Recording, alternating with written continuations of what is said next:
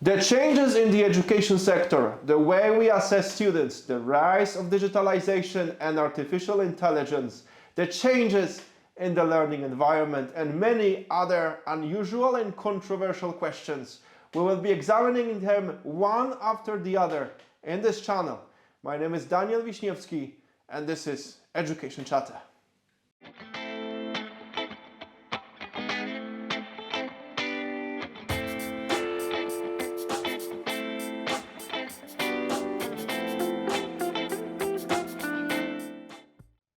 Welcome to Education Chapter, and with me, we have a very special guest, an expert in homeschooling, Jameson Brewer from University of North Georgia.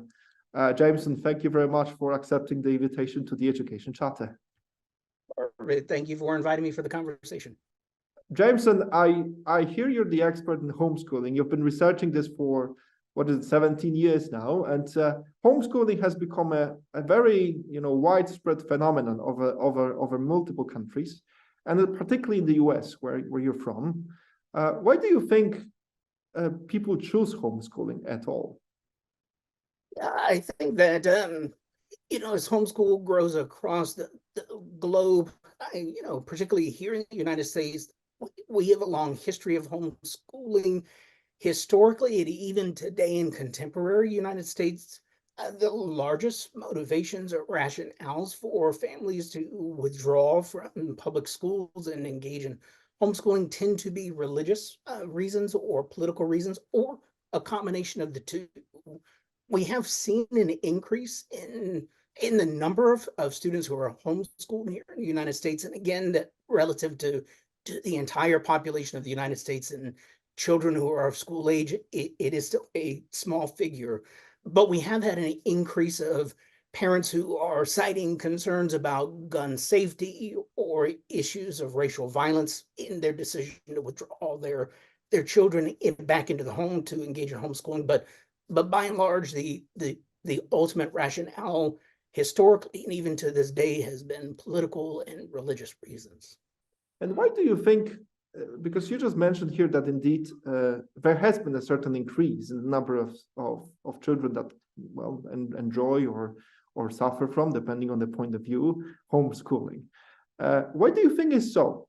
Is it because, and again, I don't have a point of view on this at all. My children go to a school, right? So I have no point of view here, but I'm trying to discover what first of all, why is that so? Why do you think there is an increase in homeschooling? Well, two reasons. The first is here in the United States, we've had an increase in political turmoil, right? Over the last couple of presidential elections, that has caused lots of animosity along political lines. And here in the States, we have really two parties that compete with each other, and it has become quite the toxic political environment. That has added to the increase, not just in homeschooling, but the increase in families seeking vouchers to attend independent private schools or charter schools, these sorts of things. And again, some of the individuals who are advocating for school choice policies like homeschool, like vouchers, have been very clear that the ultimate goal that they have is to have parents become dissatisfied with the public school so that they will then seek private marketized options or solutions, right? Be that private independent schools, charters, or homeschooling. So I think that's the biggest driving factor. The other recent driving factor, of course, has been the pandemic. During the pandemic, March of 2020, every single school in the United States was closed, and students of public schools and students were pushed back into the home and were given instruction digitally, like we're having this conversation now. Lots of folks tended to call that homeschooling. I think for those of us who do the research on homeschool, we were very quick to point out in interviews or conversations that it really wasn't homeschooling, it was schooling at home, just because the delivery of the curriculum and the instructional materials was still being provided by a licensed and credentialed teacher. Just the method and the platform changed, of course, during the context of the pandemic. Certainly, as we've transitioned into a post-pandemic world and schools have reopened, some parents have used things like the initial mask mandates questions and conversations about the potential of requiring COVID vaccines, an increase again in politics about concerns of sexual education, racial education, these sorts of things, to either keep their children at home and begin formal homeschooling, or to then withdraw them as soon as they went back in a post-pandemic school back in the home to engage that. So again, short answer to your question, political and religious still tends to be the number one reason. And again, in this environment that we're experiencing in the United States of political animosity that has increased, and some of that, of course, as a result of the pandemic, which I think it's true across many countries, but here in the United States, the pandemic was also politicized, just like everything else. Everything nowadays, it seems that it's new phenomenon about democracy is that everything has become so politicized with the emergence of social media and the fact that everything is now, we are kind of bombarded with information. In order for us to remember something, it has to be really kind of on an extreme, otherwise we forget. That's, I think, a new phenomenon that democracy is currently facing at all, but in general. Yeah. And if I can, I think that's exactly right. And I think you're right to say that social media has exacerbated this. And again, it really doesn't matter what the topic is, particularly in the United States. We tend to fancy ourselves as experts on everything. I mean, Yeah. the United States is a perfect case study of the Dunning-Kruger effect, right? Where people who have no expertise or insights into a particular topic tend to think they're experts on it, right? Which it kind of lends itself to this conversation about homeschooling, right? Are parents who are not trained experts in child development and psychology and pedagogy, are they experts enough to teach their children at home? But now the question is, look, do you have any data about how is it in different states? So you're from the United States, and I assume, I don't know, I could imagine, but again, I have no idea. So I'm just asking that in the southern states, it's let's say more prone, or maybe it's in the, but in America, you call it, what is it that you call it? It's the Midwest, maybe. In which states do you have the homeschooling is the strongest there? Is it also related to the kind of predominant political points of view, or not? Is there any correlation between these two? Yeah, there really isn't. I mean, all 50 states in the United States they allow homeschooling. There are a few states that have what appear to be on the surface levels. We'll call them stricter regulations or requirements to homeschool, but that is usually as burdensome as filling out a piece of paper every single year just to notify the state that you're homeschooling your parent, right? I mean, that homeschooling advocates consider that too much of a burden, too much of a government oversight of asking parents to simply reaffirm every year that they are or not homeschooling. There are some states in the past that have had requirements that parents have a high school diploma at the very least, but in most states they have the ability to get waivers for these requirements. So it really is kind of a free-for-all across the states.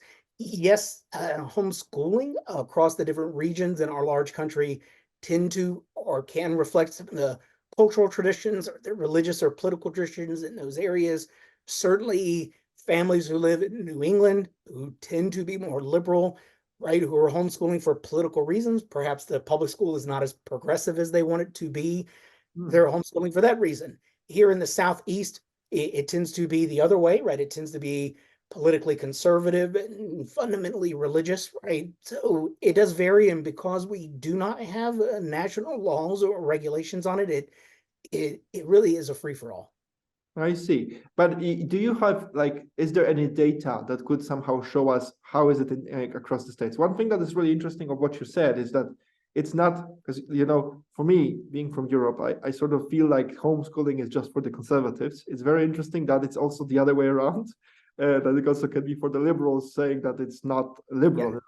Well, it can be, and there are certainly liberal parents, both in the New England, the Northeast, as well as the Pacific Northwest that can homeschool, right? Those groups tend to reflect the progressive culture in those areas. But here's the thing about data when it comes to homeschooling. With the data that we have about homeschooling, by its very nature, is all self-reported. There are no mechanisms in place at the state level or the national level for researchers to gather data on homeschooling, right? So everything we know about them is self-reported. Their academic success, self-reported. Their rationales for homeschooling, self-reported, right? And so from a science standpoint, self-reported data is not always the most reliable. But again, we just simply don't have all of the data. If we assume that there are 3 million, 3.5 million families who are homeschooling, I don't even think that I could give you an accurate number of the percent of those groups that we actually have data on. And again, that's not a bug of homeschooling, that's a feature, right? I mean, a big part of the feature of homeschooling is withdrawing from what many families see as government accountability, government overreach, government surveillance, for example. So to the extent that if we're having a conversation about data on rationales or data about achievement, it's important to recognize that we just don't have a lot of data, and the data that we do have is self-reported. Right. And is it okay? So what is the academic achievement then? Because you say that a lot of this data is actually self-reported, but then let's say, I don't know, imagine that I'm a child that has been homeschooled, and eventually I want to go to university, right? Because I want to signal my capabilities, and I want to I want to find a job. So I assume that in most cases, homeschooling is up to a certain level, but eventually you do go to the world. How is this regularized? Is there any way to access the mainstream education at a certain level? And if so, how? Because I assume, again, it's just my imagination, that there must be certain exams that would that give you access. If you have been homeschooled, there must be certain exams at the state level that would give you access to university, for instance. Or is that not the case? Yeah, again, it is going to vary by the state, and it's going to vary in this context, or this hypothetical question about the particular university that a student is applying to. Generally speaking, students can simply take the SAT or the ACT, which are standardized tests that we have here in the United States that are supposed achievement tests, right? Those tend to be the barrier for entry into the college world. Of course, the grades and the transcripts that homeschool children are bringing with them have been signed off by their parents, right? So it's not to say that homeschool parents are lying about their students' academic success, but there do exist some barriers to entry that students who are homeschooling will take the SAT, and that could be their entry in the same way that a non-homeschool student would gain entry. The problem when it comes to achievement is, here's what we know, and this is not exclusive about homeschooling. We've known since the 1950s, when social scientists really started asking serious questions about education, student academic outcomes and outputs. We've known since the 1950s that a student's academic achievement is a perfect proxy for a family's socioeconomic status. So the wealthier, the more affluent a family is, the better their students do in an academic setting. And this shouldn't be a surprise. They have access to more books. They can take more trips, say during the summer, right, to museums, and their parents can supplement the education that they're getting. Here in the United States, our schools are funded by property taxes. So schools that are located in wealthier areas have significantly more money. Of course, this tends to fall on racial lines here in the United States as well. But from the data that we do have on homeschooled students, there are students who start in traditional public schools and then leave to go be homeschooled. And then there's some who start homeschooled and then go into the public school or go in and out across their 13 years of K-12 experience. What we know from the academic data that we do have on these students is that they do just as good and a little bit better in the public school setting. And again, that's not surprising because it's not really a question of the modality of their learning. It is more of a reflection of the socioeconomic status of the family. I did a study it came out as a book last year, asking this question. And what we were able to find is that here in the United States, the typical household income was something like $55,000, $60,000 at the time, whereas the typical homeschool family income was above $90,000, right? So that's a big difference. And because one of the parents are staying at home to oversee and facilitate the education of the children, that means that this is often just a single income stream, right? So we'll go stereotypical, the father, right? The husband who's off working, the mother is at home teaching the children. Making $90,000 as an individual, that is an anomaly. Even today, including inflation, that would be considered an incredibly high-paying job. So the students do well, generally speaking, but we know that they would do well in the public school space, and they often do a little bit better because they have traditionally trained and certified teachers. But again, the data that we have is all self-reported. And so I know that if I were homeschooling the two children that I have, and my students were not doing very well academically, there's certainly no requirement, and there's really no incentive for me to report that to anybody, right? I mean, and especially so because it might be seen as a reflection on me, right, as a bad home educator. So the data that we have is likely inflated to the positive for the homeschool population.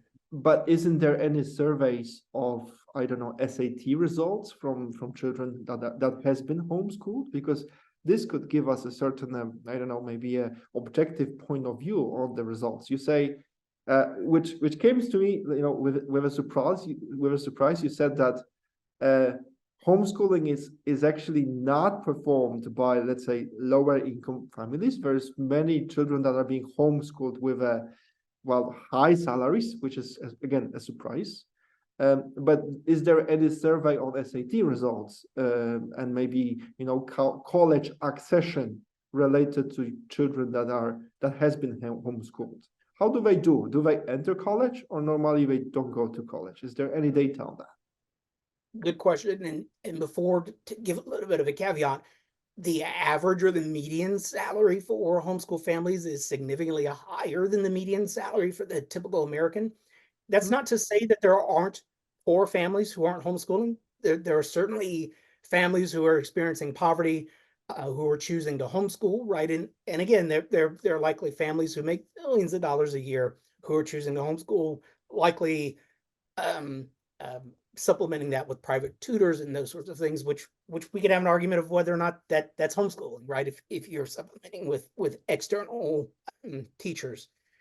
But what we do have, again, when it comes to SAT results, is again self-reported through the homeschool population, right? So groups like the NHERI, which is led by Brian Ray, often will talk about SAT scores, and again, the SAT scores of the homeschool families who report it to groups like the NHERI when they take their annual surveys tend to be at the same level or higher than the typical traditionally educated student in a public school. But again, it's a little bit of apples to oranges comparison, just because the typical student is not coming from the type of wealth that the typical homeschool family comes from.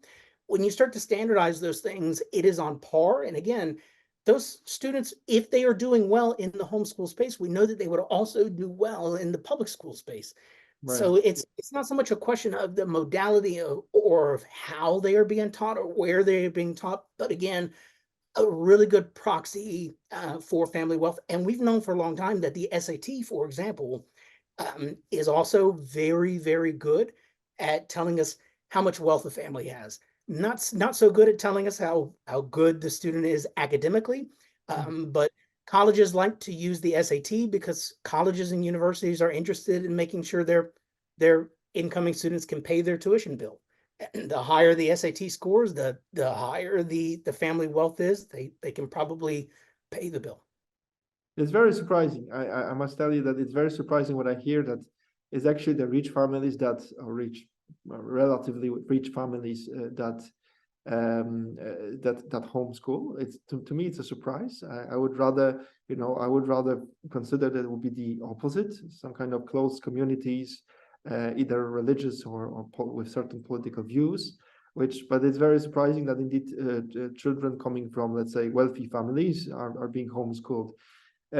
On average, though, you say that it's all everything is self-reported, so we cannot really, and I assume, if I understand correctly, there's no statistical data from SAT that could be objectively gathered because of whatever data protection or whatever thing. So everything is self-reported, and according to the self-report, normally, okay, can we say that according to this self-reporting again, children with homeschooling do better than children in the school? Yep. Or not? We can say that. The question that the natural question that would follow is, do they score higher on the SAT because of homeschooling? And I think that given the large context of not just research on homeschooling, but research on what informs student outcomes broadly, it would be very difficult for folks to make an argument. And of course, homeschooling advocates do make the argument that it is the result of homeschooling that has informed the increased scores. That's just simply not a scientific claim that is reasonable to make based on the data that we have. I wanted to come back to this question of why is it rising? Because I think it's very interesting. You know, we do so much in order to foster inclusion, to somehow, you know, make our democracy stronger, to make sure that everybody is included in the mainstream and so on and so on. And yet the outcome is opposite, isn't it? If we see the increase of the homeschooling, does it really mean that, you know, polarization and exclusion from mainstream society is really increasing? Maybe I mean, certainly, but the United States has had an increase in K-12 age students over the past handful of years, right? So there's relatively or proportionally, it kind of makes sense that we would also see an increase across the different types of sectors. But I think you're right that the toxic political nature and landscape that we've been living in here in the United States for, call it the last 8 years or 10 years, and the massive spread of social media, traditional media that tends to push political narratives both to the left and both to the right. These things are creating a perfect storm, and for individuals, you know, who are paid to advocate and try to expand school choice options of homeschool vouchers and these sorts of things. Again, they've sort of said the quiet part out loud a few times, that their ultimate goal is to get parents to distrust teachers, to distrust the local public schools, so that they can then pull their students out and put them into something privatized education. The idea dates back to Milton Friedman in the 1950s, attempts in the United States to avoid racial integration following Supreme Court decisions, plus the libertarian political perspective that, you know, government should be as small as possible. We should not have things like public schools or public roads, public libraries, or anything in the public. Right. It's actually, you know, it's actually quite interesting. I wanted to kind of ask you a question I asked another speaker at this channel. A few weeks back, I spoke with Professor Mark Bray about shadow education. So all kinds of, you know, tutorial support for learning that in certain countries is so huge that it's even bigger than the public education itself. So certain countries, in order to access university, the level of tests is so high that every third student is actually supported by kind of shadow education. Yeah? So now the question here is, I wanted to ask you the same thing. Is there any data, because I ask you for a reason about the data, how does this could differ in terms of the, you know, the numbers of children being in homeschooling? Can it be a result of, again, it's a question, of low level of public education? Because in those countries, again, I'm coming back to Europe, there are countries where, statistically speaking, they have a poor level of public education. And because of that reason, and very high level of tests in order to get you to university. So every single family or every third student in those countries that want to access higher education is being supported by shadow education. Can this increase in homeschooling be then a result of a decrease in the quality? Yeah, it's a good question. While we have seen an increase in homeschooling among families who are not white, it still is dominated by white families. White families here in the United States, or schools, if you take public K-12 schools here in the United States and divide them into two categories, schools that are dominantly white and then every other school, right? So schools that are not dominantly white. these two groups of schools receive the same amount of funding, but then the schools that serve dominantly white students receive an additional $23 billion a year. This is because of the disparity in property tax and how we choose to fund K-12 education here in the United States. Because of that, we know that those schools tend to actually be very good schools, and that shouldn't be a surprise. They have more money. If you have more money, you can hire more teachers, and if you have more teachers, you can reduce class sizes, right? So it's a difficult argument to make for most white families to make the argument that the local public school that they have access to, or the financial ability to move, right, engage in residential relocation as a form of school choice, that they don't have access to high quality schools, right? I mean, and even though they might say that it's because of low performing, I think it's the Pew Research group, they do it every year. They survey parents and ask them about parental satisfaction about their local public schools across the entire country, across racial groups, across socioeconomic groups. Parents will say that they rate their local school that their children go to with an A. They think the local school is great. But when they're asked about the school over there, right, so somebody else's school, they tend to say, well, oh, a C or an F, because I've heard that schools are failing, right? I've heard that public schools are failing, but not mine, because, and the reason that they know theirs isn't is because they're engaged. They have the ability to go talk to teachers. They have the ability to go to parent-teacher conferences and these things. And so they know firsthand that the schools are doing a good job. It is the media narrative that creeps in, this idea that public schools as an institution have failed.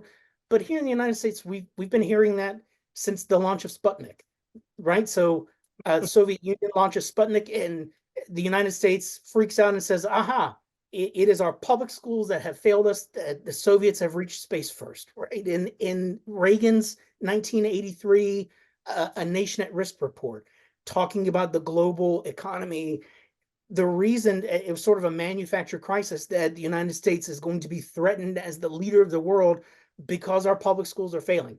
It has been a long and tired rationale or idea that public schools are failing, keeping in mind that the majority of these people, right, so Neil, the folks who advanced NASA to beat the Soviets in the space race, most of them went to public schools, right? So the people who went to these public schools are then taking this narrative that it has failed. But that narrative that public schools have failed, that has been an integral part both in the growth of, or not just both, but in the growth of private schools or independent schools, charters, and homeschooling, right? Because if you know, based on the annual surveys, that I'm a parent, that we tend across the board to like our local school, how do you convince them that the public space, right? How do you convince them of the libertarian argument that government schools and government public, the common good, the public good is not something to be invested in? You have to convince them that there's something wrong with it, right? So they have a solution in search of a problem. So the solution is privatized, individualized education through school vouchers, charters, or homeschool. Well, how do you sell that product? Well, you have to convince them that the thing that they have that they already like isn't good, right? And Right. how do you do? You do the manufactured crisis of, well, schools are failing, they're not scoring well. The United States is not going to be the #1 economic powerhouse in the world if we continue to allow schools to do what they're doing. Or now schools are grooming children into LGBTQ lifestyles, or telling white students that, they're teaching them about slavery and they shouldn't teach them about slavery, these sorts of things. So lots of political narratives, lots of myths that have been, and again, not new. I think that some of the relative growth of homeschooling recently has been fueled by some of that, but it's not a new phenomenon. We've been contending with this notion that public schools have failed the United States for almost 100 years. I can imagine. Okay, I can, look, according what I can see from this interview is that, well, you're a supporter of public education. That's very good. I wanted to I will finish here with a final question, really. What do you think is the future for the homeschooling? Do you think this will continue increasing? Or is this really something that is just something fashionable that will, pass away? Yeah, I mean, I don't I mean, without some type of national regulation on homeschooling, I don't see it coming to an end.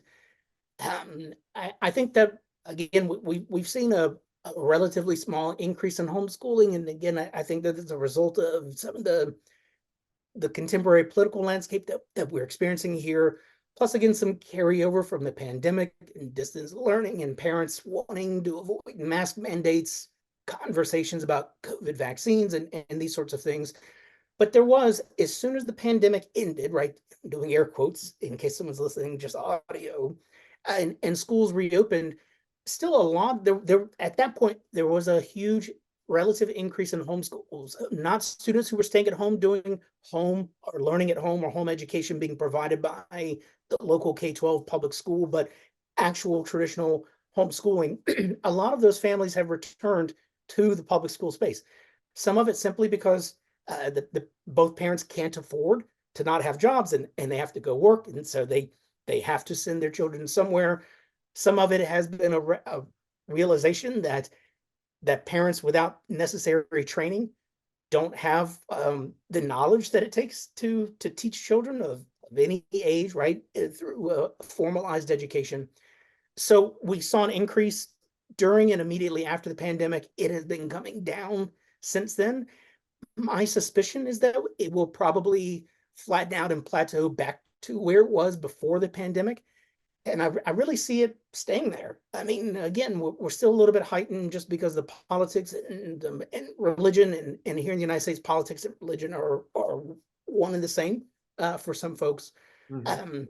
But I really don't see any major catalyst that would cause an exponential increase in the practice. So again, we're talking about a practice that really only impacts a small subset of students, but for the students who are impacted by that, it is their world, and it's an important thing to consider and discuss. Jameson, thanks a lot for joining us today, for sharing your expertise about this. Thank you for joining the Education Chapter. I will make a comment on it at the end.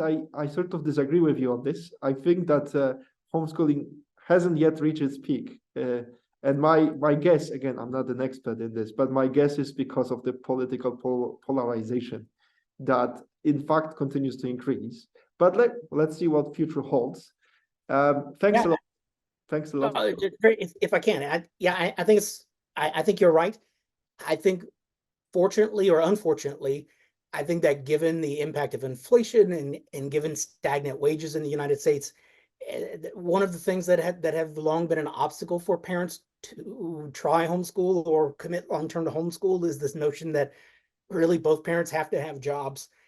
I think that is probably going to temper some of the political desire to homeschool. But you're right. When it comes to the political landscape, I don't see that cooling anytime soon. But I think, yeah, right.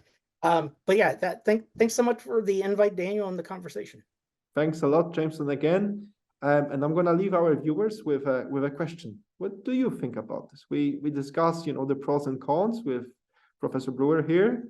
But what do you think about this? Can homeschooling have positive impact on the academic achievement of our children? Or maybe it's actually a hindrance that prevents us from establishing the truly inclusive societies? I leave you with these questions. Please comment, and if you like this content, please subscribe to our channel. And until next time, stay with us, stay tuned, and see you in the next videos. All the best.